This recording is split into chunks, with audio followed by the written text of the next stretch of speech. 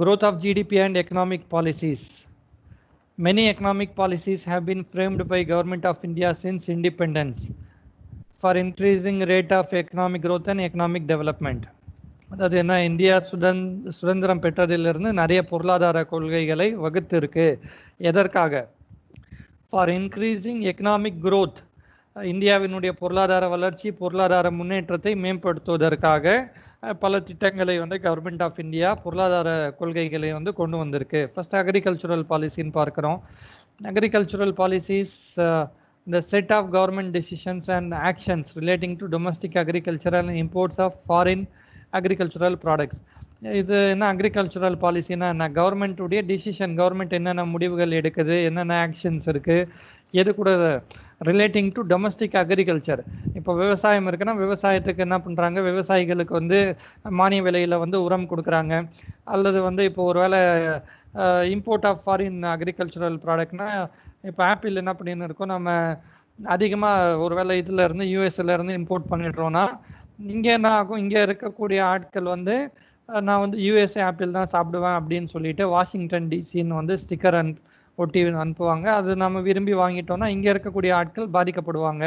இன்னும் சில எக்ஸாம்பிள்ஸ் பார்த்தீங்கன்னா, ஒருவேளை இங்கே இந்தியாவிலே என்ன ஆகுது பார்த்தீங்கன்னா, ஒருவேளை டீ உற்பத்தி வந்து பாதிக்கப்பட்டிருக்கு ஏதாவது ஒரு வருடம் அப்படின்னா, அப்போ என்ன பண்ணிடுவாங்க, உடனடியாக இந்தியாவிலேருந்து என்ன பண்ணக்கூடாது, எக்ஸ்போர்ட் வந்து டீ யாரும் இந்தியாவிலேருந்து டீ அதிகமாக பண்ணக்கூடாது, அல்லது மொத்தமாகவே கூட என்ன பண்ணி விட்டுடும், கவர்மெண்ட் ஆஃப் இந்தியா வந்து எக்ஸ்போர்ட்டை வந்து நிறுத்தும். அல்லது நிறைய சீப்பாக வந்து சைனாவிலேருந்து டீ கிடைக்குது, அந்த டீ வந்து ஃபுல்லாக வாங்கினாலும் இந்தியாவில் இருக்கக்கூடிய அந்த பொருட்கள் விற்க முடியாது, அதை வந்து லிமிட் பண்ணலாம். அதாவது லிமிட்னா குறைக்கலாம், இவ்வளோ தான் வாங்கணும் அல்லது மொத்தமாக வாங்கவே கூடாது. இதெல்லாமே தான் என்ன பண்ணுறோன்னா கவர்மெண்ட்டினுடைய அக்ரிகல்ச்சுரல் பாலிசி அப்படின்னு சொல்கிறோம். விவசாயம் சார்ந்து அவங்க என்னென்ன முடிவு எடுக்கிறாங்க, விவசாயிகளுடைய நிலத்தில் வந்து விவசாயமே பண்ண விடுறாங்களா, அல்லது வந்து அங்கே ஹைட்ரோ கார்பன் எடுக்க விடுறாங்களா, எல்லாமே என்ன பண்ணலாம்னா அக்ரிகல்ச்சுரல் பாலிசிக்குள்ளே வந்து கொண்டு வரலாம். அடுத்தது governments usually implement agricultural policies with goal of achieving a specific outcome in domestic agricultural product markets. Agricultural policies கம்ப்ளீட்டாகவே எப்படி தான் இருக்கும்னு பார்த்தீங்கன்னா, ஒரு வேளை என்ன பண்ணுவாங்க, இந்த வருஷம் நம்ம என்ன பண்ணோம், அரிசி வந்து இத்தனை டன் தான் உற்பத்தி ஆகிருக்கு, அரிசியை வந்து என்ன பண்ணணும், அதிகமாக்கணும், வீட் இவ்வளோ தான் இருக்குது, இதை அதிகமாக்கணும், பல்சஸ் இவ்வளோ தான் இருக்குது, இதை வந்து என்ன பண்ணணும், அடுத்த வருஷம் அதிகமாக்கணும், அல்லது வந்து அடுத்த 10 வருடத்தில் அதிகமாக்க போகிறோம் அப்படின்னெல்லாம் சொல்லிட்டு பல திட்டங்கள் என்ன இருக்குன்னா அக்ரிகல்ச்சுரல் பாலிசி சம்மந்தப்பட்டது இருக்குது. இது எல்லாமே வந்து எக்கனாமியில் நம்ம இன்னும் கொஞ்சம் டீப்பராகவே அந்த இடத்துல பார்ப்போம். எக்கனாமியில் டாபிக்ஸ் இருக்குது, என்னென்ன ஸ்கீம்ஸு கவர்மெண்ட் அக்ரிகல்ச்சரை வந்து மேம்படுத்தணும்னு கொண்டு வந்தாங்கன்னு அக்ரிகல்ச்சர்னு தனியாகவே டாபிக் இருக்குது, அங்கே இன்னும் டீப்பாக பார்க்கலாம். Some overarching themes include risk management and adjustment, economic stability, natural resources and environmental sustainability, research and development, and market access for domestic commodities. என்ன பண்ணியிருக்காங்க இந்த இடத்துல, அக்ரிகல்ச்சுரல் பாலிசின்னு சொல்லும்போது என்னெல்லாம் இங்கே வந்து எதெல்லாம் மேம்படுத்தணும், எப்படியெல்லாம் வந்து அக்ரிகல்ச்சுரல் அவுட்புட்டை அதிகமாக்க பார்த்தாங்க அப்படின்னு பார்த்தா, ரிஸ்க் மேனேஜ்மெண்ட் அப்படின்னு இருக்குது. ரிஸ்க் மேனேஜ்மெண்ட்னா என்ன, ஒரு வேளை வந்து ஒரு ஃபெமைன் வருதுன்னா அந்த ஃபெமைன்ல இருந்து எப்படி வந்து இது பண்ணிக்கலாம். அங்கே வந்து கிராப் இன்சூரன்ஸ்னு இருக்குது. கிராப் இன்சூரன்ஸ் பற்றி என்ன பண்ணலாம், அந்த மக்களுக்கு வந்து நாலேஜை கொண்டு போய் சேர்க்கலாம். அல்லது ஒரு வேளை என்ன ஆகுது, ஏதாவது ஒரு பூச்சியே என்ன பண்ணும், சில டைம் கிராப்ஸை வந்து அஃபெக்ட் பண்ணும். அந்த மாதிரி வந்து ஒரு வீடிசைடு, பெஸ்டிசைட் என்ன எது இருக்குது எல்லாத்த பற்றியும் வந்து அந்த நாலேஜஸ் கொடுக்கறது எல்லாமே இங்கே வந்து கொண்டு வரலாம். அடுத்தது எக்கனாமிக் ஸ்டெபிலிட்டி, பொருளாதார சமநிலை ஸ்டேபிளாக இருக்கணும் அப்படின்னு சொல்லும்போது என்ன பண்ணுறது, அக்ரிகல்ச்சருக்கு வந்து இம்பார்ட்டன்ஸ் அதிகமாக கொடுக்குறதா. ரெண்டாவது பிளான் தெளிவாக பாருங்கள், ரெண்டாவது 5 இயர் பிளானில் இந்தியா என்ன பண்ணிச்சுன்னா அக்ரிகல்ச்சருக்கு வந்து இம்பார்ட்டன்ஸ் கொடுக்காம மொத்தமாக என்ன பண்ணிட்டாங்க, இண்டஸ்ட்ரின்னு போனாங்க. இண்டஸ்ட்ரின்னு போன உடனே என்ன இருக்கும்னு பார்த்தீங்கன்னா, அங்கே ஒரு பெரிய ஒரு தவறை வந்து பண்ணுறாங்க. அக்ரிகல்ச்சர் இல்லாமல் இண்டஸ்ட்ரி வந்து செயல்படுமா அப்படின்னு பார்த்தா, அந்த இண்டஸ்ட்ரிக்கு தேவையான ரா மெட்டீரியல்ஸே எங்கேருந்து தான் போகுதுன்னு நம்ம பார்த்தோன்னா, ரா மெட்டீரியல்ஸ் எல்லாமே அக்ரிகல்ச்சுரல் அவுட்புட் தான். அக்ரிகல்ச்சர்லேருந்து அந்த ரா மெட்டீரியல்ஸ் கிடைச்சாதான் இண்டஸ்ட்ரி என்பதே வந்து இருக்கும். அப்போ தான் வந்து இந்தியாவுடைய எக்கனாமியே ஸ்டேபிளாக இருக்கும். ஸோ இண்டஸ்ட்ரியல் செக்டாருக்கும் எதுதான் கான்ட்ரிபியூட் பண்ணுதுன்னு பார்த்தீங்கன்னா இந்த அக்ரிகல்ச்சுரல் பாலிசிஸ், இந்த அக்ரிகல்ச்சுரல் அவுட்புட் தான் வந்து கான்ட்ரிபியூட் பண்ணின்னு இருக்கு. நேச்சுரல் ரிசோர்ஸஸ் நம்மக்கிட்ட எவ்வளோ இருக்குது, அந்த நேச்சுரல் ரிசோர்ஸை எப்படி வந்து மேனேஜ் பண்ணுறது, எப்படி வந்து அதை வச்சு ஒரு பெஸ்ட்டு அவுட்கம்மை வந்து வெளியே எடுக்கிறது, environmental sustainability research and development இதை பற்றியும் நம்ம வந்து பேசியிருக்கோம் ஏற்கனவே. சஸ்டைனபிள் டெவலப்மெண்ட் அட்டைன் பண்ணோன்னா எப்படி பண்ணுறது, இங்கே ரிசர்ச் அண்ட் டெவலப்மெண்ட்டு தான் என்ன, சில ட்ரையல் அண்ட் எரர் ப்ராசஸ் தான். இப்படி பண்ணால் ஒரு வேளை வந்து இது என்விரான்மெண்ட்டை அஃபெக்ட் பண்ணுதா, என்விரான்மெண்ட் அஃபெக்ட் பண்ணால் அடுத்தது வந்து இதனால் க்ரோத் இருக்கான்னா என்விரான்மெண்டல் இம்பேக்ட் வந்து அதிகமாக இருக்குது. அப்போ கண்டிப்பாக என்னது, நம்ம 100 கோடி சம்பாதிச்சிட்டோம், ஆனால் அதனால் வந்து impact environmental impact assessment EIA அசஸ்மெண்ட்டில் நமக்கு என்ன ஆகுது, 100 கோடிக்கு மேலே பாதிப்பு அப்படின்னா நம்ம என்ன பண்ணக்கூடாது, அந்த திட்டங்கள் அந்த பிளானுக்கு போகக்கூடாது. எல்லாத்துக்கும் என்னென்னா ரிசர்ச் அண்ட் டெவலப்மெண்ட், இது இன்றைக்கி உண்மையை சொல்லணுன்னா எந்த நாட்டுக்குமே வந்து தெளிவான ஒரு புரிதல் வந்து உண்மையிலே கிடையாது. சஸ்டைனபிள் டெவலப்மெண்ட், சஸ்டைனபிள் என்விரான்மெண்ட் அப்படிங்கிறதெல்லாம் இன்னும் வந்து நம்ம அட்டைன் பண்ண வேண்டிய கோலு, இன்னும் அட்டைன் பண்ணல. அதற்காக தான் இங்கே ரிசர்ச் அண்ட் டெவலப்மெண்ட் ஆராய்ச்சிகள் இன்னும் தொடர்ந்து நடந்துன்னு இருக்குது. மார்க்கெட் ஆக்சஸ் ஃபார் டொமஸ்டிக் காமோடிட்டிஸ் அப்படின்னு சொல்லும்போது இப்போ என்ன ஆகுது, சுகர் கேனை பற்றி பார்க்கும்போது சுகர் கேன் வந்து ஒரு விவசாயி உற்பத்தி பண்ணியிருக்காரு, கட் பண்ணிட்டாரு. கட் பண்ணதை அவர் என்ன பண்ணணும், கண்டிப்பாக அடுத்த ஒரு 24 மணி நேரத்துக்குள்ளே ஒரு சுகர் இண்டஸ்ட்ரிக்கு வந்து சுகர் மில்க்கு வந்து கொண்டு போய் சேர்க்கணும். அப்படி சுகர் மில்க்கு கொண்டு போய் சேர்க்கல, 24 ஹவர்க்குள்ளே கொண்டு போகலன்னா அதில் என்ன ஆகும்னு பார்த்தீங்கன்னா அந்த சுகர் கேனுடைய வெயிட்டே என்ன ஆகும், சுக்ரோஸ் கண்டென்ட் வந்து குறையும். அது என்ன ஆகும், அதாவது முதல் நாளே கொண்டு போனால் 1000 கிலோன்னு வருது. இதே அவர் வெயிட் பண்ணிவிட்டு அடுத்த நாள் தான் லேட்டாக தான் போக முடியும், ஆக்சஸ் இல்லை அப்படின்னு ஏதாவது ஒரு சுச்சுவேஷன் வந்துடுச்சுன்னா அப்போது அடுத்த நாள் போகிறாருன்னா அப்போ என்ன ஆகாது, 100 கிலோன்னு வராது, ஒரு 950 கேஜி தான் இருக்குன்னா 950 ஒரு 50 கேஜி அவருக்கு என்ன அது லாஸ் அப்படிங்கிற மாதிரி போயிடுது. இதுக்கு இன்னும் நிறைய இருக்குது. இப்போ பார்த்தீங்கன்னா போர்ட்ஸ்லலாம் என்ன பண்ணின்னு இருக்காங்க, நிறைய ஃப்ரீசர்ஸ் அது இதுன்னெல்லாம் வச்சு அவர்களுடைய அந்த உணவுப் பொருட்களை வந்து பாதுகாப்பதற்கு அது இதுன்னு கவர்மெண்ட் ஆஃப் இந்தியா நிறைய முயற்சிகள் கண்டிப்பாக எடுத்துன்னு தான் இருக்குது.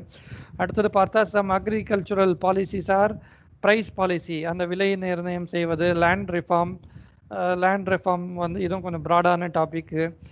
அதாவது என்னது, அக்ரிகல்ச்சுரல் லேண்டை வந்து கமர்ஷியல் ரெசிடென்ஷியலுக்கு மாற்றுறது, அல்லது வந்து ஒரு ஃபாரஸ்ட் லேண்டை வந்து அக்ரிகல்ச்சருக்கு மாற்றுறது, எல்லாமே வந்து லேண்ட் ரிஃபார்ம்குள்ளே வந்துடும். கிரீன் ரெவல்யூஷன் மிக முக்கியமான ஒரு வார்த்தை. பசுமை புரட்சியின் மூலமாக இந்தியா என்ன பண்ணிச்சுன்னா அவுட்புட்டை வந்து அதிகமாக்கணும் நம்ம, கிரீன் ரெவல்யூஷன். அதுவும் கிரீன் ரெவல்யூஷன் என்பதும் என்னதான் ஒரு அக்ரிகல்ச்சுரல் பாலிசி தான். அடுத்தது இரிகேஷன் பாலிசி. என்ன இரிகேஷன் என்பது, நீர்ப்பாசனம் எப்படி வந்து செய்வது. ஃபுட் பாலிசி என்பது இங்கே வந்து அந்த சாப்பாடு வந்து நம்ம வந்து உணவு கிடங்கு அந்த டிப்போட்ஸில் வந்து சேர்த்து வைக்கணுமா, அல்லது வந்து ஸ்டாக் ஏன் மெயின்டைன் பண்ணணும், இதெல்லாமே வந்து ஃபுட் பாலிசிக்குள்ளே வந்துடும். அக்ரிகல்ச்சுரல் லேபர், ஒருவேளை விவசாயத்துக்குள்ளே வந்து இருக்கக்கூடிய ஆட்கள், அவர்களுக்கு வந்து தினக்கூலி எவ்வளோ கொடுக்கணும், அதிகபட்சமாக எப்படி வைக்கலாம், இது எல்லாமே எங்கே வந்துடும் பார்த்திங்கன்னா agricultural labour policy. Cooperative society என்பதும் நமக்கு வந்து தெரியும். கோஆப்ரேட்டிவ் சொசைட்டிஸ் அவங்க என்ன பண்ணுவாங்க, அந்த பொருட்கள் வாங்குவது விற்பது, அந்த கோஆப்ரேட்டிவ் சொசைட்டிஸ்க்கும் வந்து இம்பார்ட்டன்ஸ் வந்து அரசியலமைப்பு சட்டத்திலே கொடுத்து வச்சுருக்காங்க. அது நம்ம கான்ஸ்டியூஷனில் பார்க்கலாம். அக்ரிகல்ச்சுரல் பாலிசி இதுதான். அக்ரிகல்ச்சரை மேம்படுத்துவதற்கு கவர்மெண்ட் ஆஃப் இந்தியா என்னென்ன முயற்சிகள் எடுத்தது, என்னென்ன எடுக்க முடியும், எதெல்லாம் அக்ரிகல்ச்சுரல் பாலிசிஸ்ன்னு வந்து இங்கே வந்து பார்த்துருக்கோம். அடுத்தது இண்டஸ்ட்ரியல் பாலிசி. இது சிம்பிளாக என்ன பண்ணோன்னா இண்டஸ்ட்ரீஸை மேம்படுத்துவது. Industrial development is very important aspect of any economy. கண்டிப்பாக இண்டஸ்ட்ரீஸ் இருந்தால் தான் நம்ம என்னவே பண்ண முடியுதுன்னா, டெவலப்பிங் அப்படின்னு தொடர்ந்துனாலும் கண்டிப்பாக இண்டஸ்ட்ரி வந்து கண்டிப்பாக இங்கே தேவைப்படுது.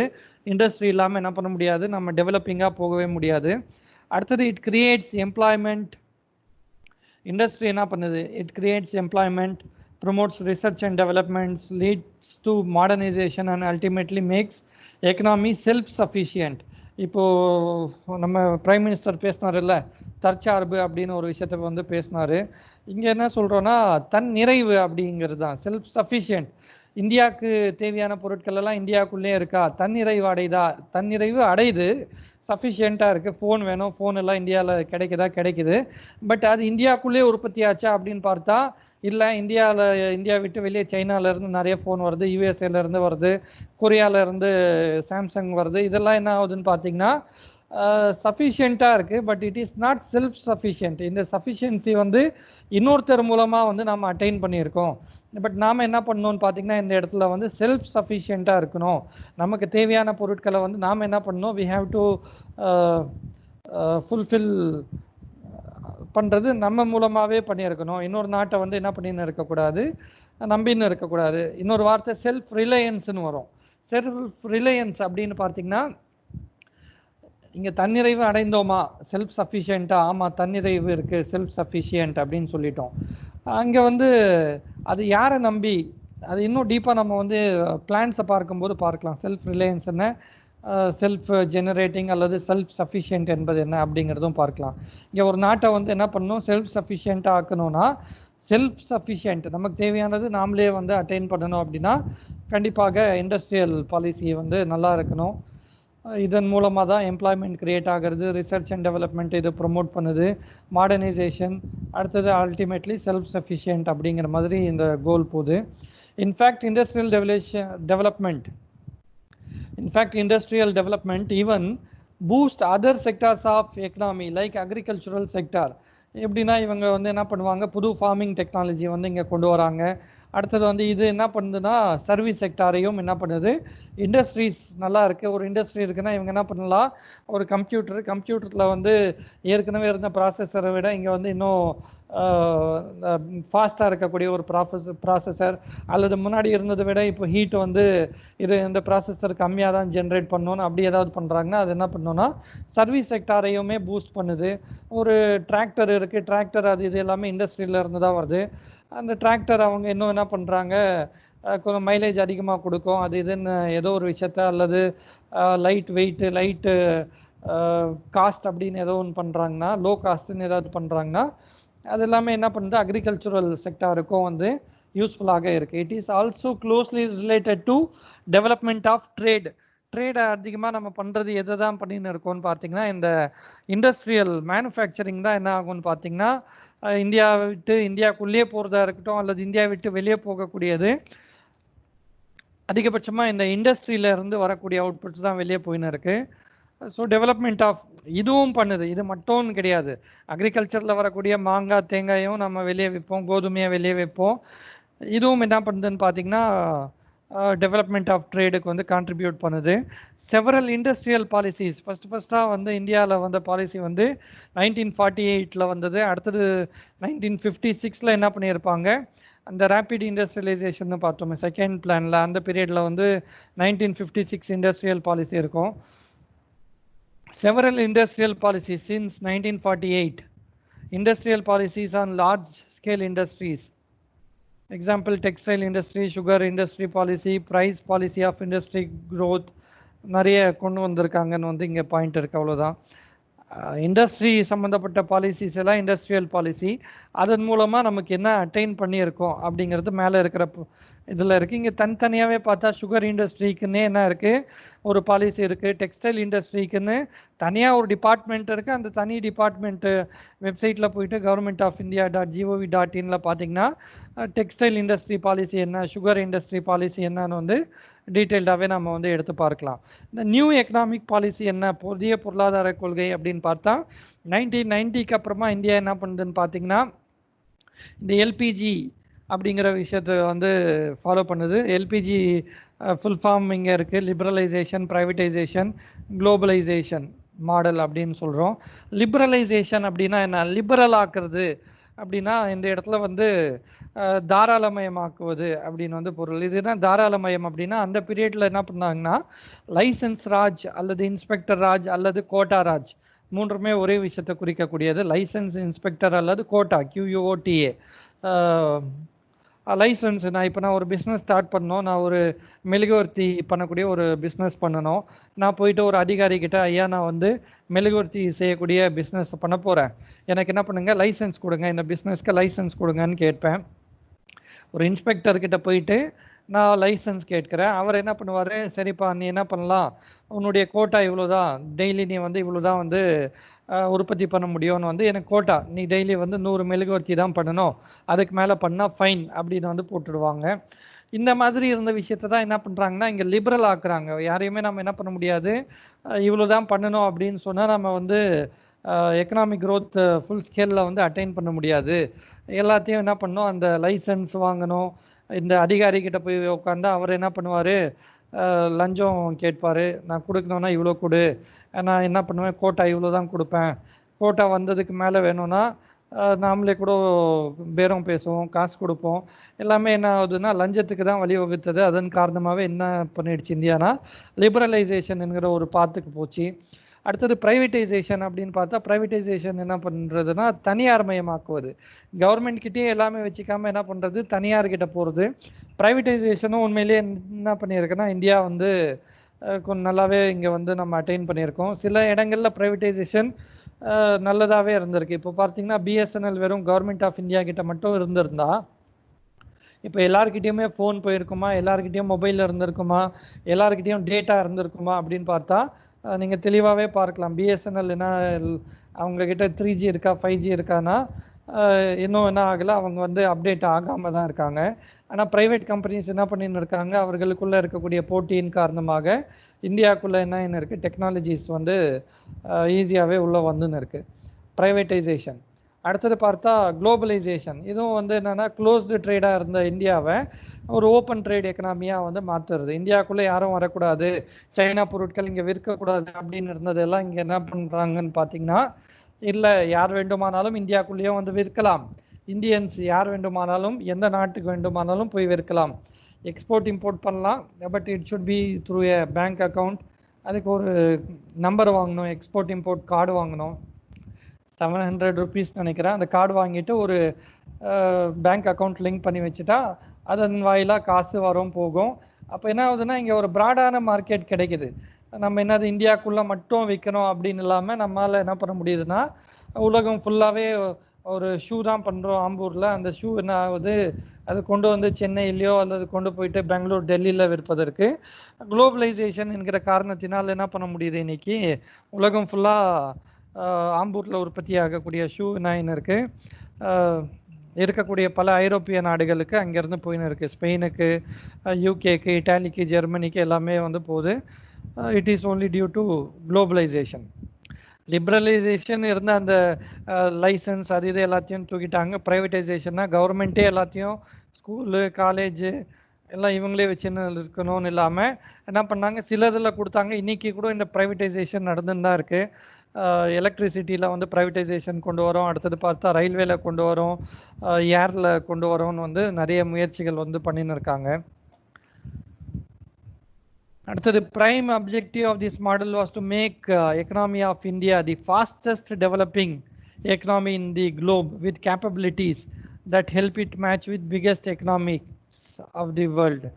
எதுக்காக பண்ணோம் அப்படின்னு பார்த்தா இது என்ன பண்ணணும், ஃபாஸ்டஸ்ட் டெவலப்பிங் எக்கனாமியாக மாற்றணுங்கிறதுக்கு பண்ணோம். அது உண்மையிலே என்ன பண்ணியிருக்குன்னா ஒரு கட்டத்தில் நமக்கு வந்து பல நல்லது இருந்தாலும் அதுலேயே சில பிரச்சனைகளும் இந்த எல்பிஜி வந்து கண்டிப்பாக கொடுத்துருக்கு. These economic reforms had influenced the overall economic growth of country in a significant manner.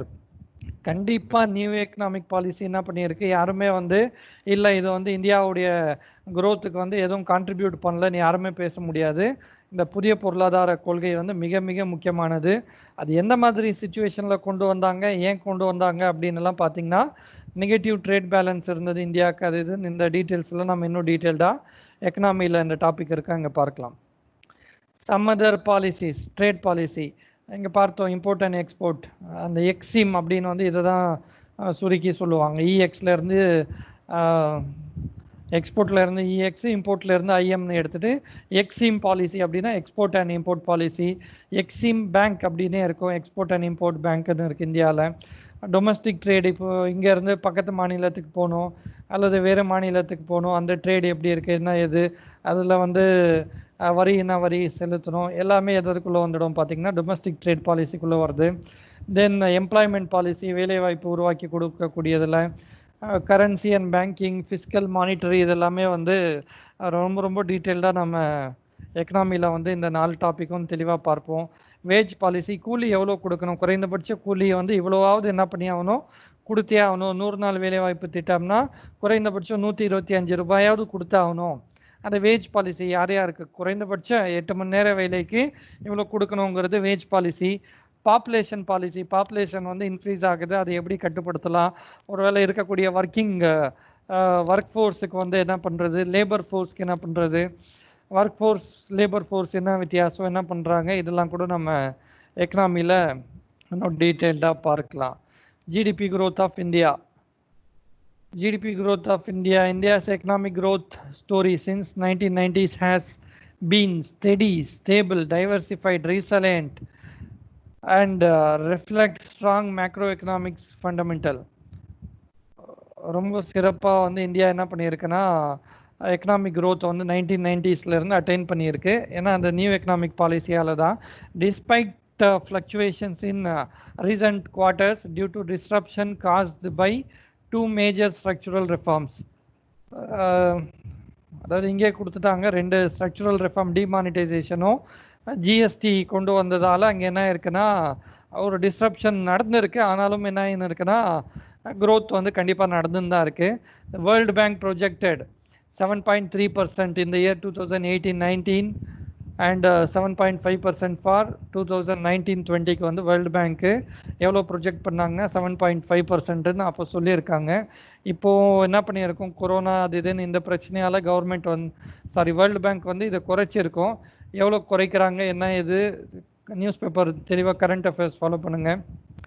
India's average economic growth between 1970 and 80 has been 4.4, which raised by 1% to 5.4% between 1990 இருந்து.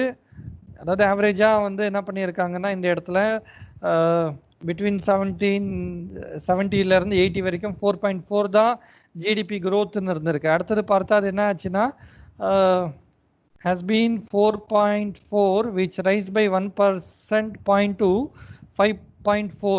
1990 2000 வரைக்கும் 5.4ன்னு இருக்குது. ஆனால் 2000க்கு அப்புறமா நீங்கள் தெளிவாகவே பார்த்தா அது 6, 7, 8 சில பீரியடில் 9 எல்லாம் கூட என்ன பண்ணியிருக்கு, இந்தியாவுடைய க்ரோத் வந்து கண்டிப்பாக தொட்டு இருக்கு. According to IMF world economic Outlook, IMF என்ன பண்ணுதுன்னா இந்த ஒரு ரிப்போர்ட் வந்து கொடுக்கும் வேர்ல்டு எக்கனாமிக் அவுட்லுக்கு. அது யார் வெளியிடுறாங்க என்ன எதுன்னு வந்து IAS ப்ரிலிம்ஸ்லேயே கேட்ட கேள்வி அது. IMF கொண்டு வரக்கூடிய ரிப்போர்ட்டு. இதில் என்ன சொல்கிறாங்கன்னு பார்த்தீங்கன்னா GDP growth of India in 2018 is 7.3% and India is 5th fastest growing of the world. அந்த எவ்வளோ இருக்குது, ஒருவேளை வந்து ஒரு நாடு 9% இருக்குன்னா அது என்ன சொல்லிடுவோன்னா ஃபாஸ்டஸ்ட் க்ரோயிங்கில் நம்பர் 1 வச்சுருப்போம். ஒருவேளை 8.5 இருக்குன்னா அவங்க செகண்டுன்னு வருவாங்க. அந்த மாதிரி ஜிடிபி க்ரோத்தை வச்சுன்னு இந்தியா எந்த இடத்துல இருக்குன்னு பார்த்தா ஜிடிபி க்ரோத்தை பொறுத்தவரை 5th ஃபாஸ்டஸ்ட் க்ரோயிங் நேஷனாக இருக்குது அப்படின்னு சொன்னேன். பங்களாதேஷ் எங்கே போட்டுருக்காங்கன்னு பார்த்தீங்கன்னா 5th fastest growing nation of the world, just behind Bangladesh. அப்போ பங்களாதேஷ் எந்த இடத்துல இருக்குது, 4வது ஃபாஸ்டஸ்ட் growing நேஷனாக பங்களாதேஷ் இருக்குது. நான் இது ஃபஸ்ட்டே சொன்னேன், டெவலப்டு கண்ட்ரிஸுடைய ஜிடிபின்னு ஆகாது, 2% தொடுவது மிக மிக கடினம். ஏன் மிக கடினம்னா அவர்கள் வந்து ஏற்கனவே என்ன பண்ணியிருப்பாங்க, அந்த பீக்கை வந்து தொட்டு இருப்பாங்க. அது தாண்டியெல்லாம் பெரிய ஒரு க்ரோத் அவர்களால் அட்டைன் பண்ண முடியாது. அதனால தான் ஃபாஸ்டஸ்ட் க்ரோயிங் எக்கனாமிஸ் எல்லாமே ஃபாஸ்டஸ்ட் க்ரோயிங்னா அது டெவலப்டாக இருக்காது, டெவலப்பிங் நேஷன்ஸ் ஆகத்தான் கண்டிப்பாக இருக்கும். வேர்ல்டு எக்கனாமிக் அவுட்லுக் யார் கொண்டு வராங்கன்னா IMF கொண்டு வராங்க, இன்டர்நேஷ்னல் மானிட்டரி ஃபண்ட் அவங்க கொண்டு வராங்கன்னு அது தெளிவாக பார்த்துக்குங்க. IMF என்ன, வேர்ல்டு பேங்க் என்ன, இந்த வித்தியாசங்கள் எல்லாம் கூட நம்ம எக்கனாமி புக்கில் இருக்குது. எக்கனாமிக்கில் இன்னும் தெளிவாகவே பார்க்கலாம், இந்தியன் எக்கனாமி படிக்கும்போது பார்த்துக்கலாம். இதை முடிஞ்சால் இந்த முதல் 2 யூனிட் நாளைக்கு வந்து தெளிவாகவே பார்த்துன்னு வாங்க. இங்கே புக் பேக் இருக்கக்கூடியது முடிகிற வரைக்கும் நாளைக்கே சால்வ் பண்ணிக்கலாம். ஏதாவது டவுட்ப்பா?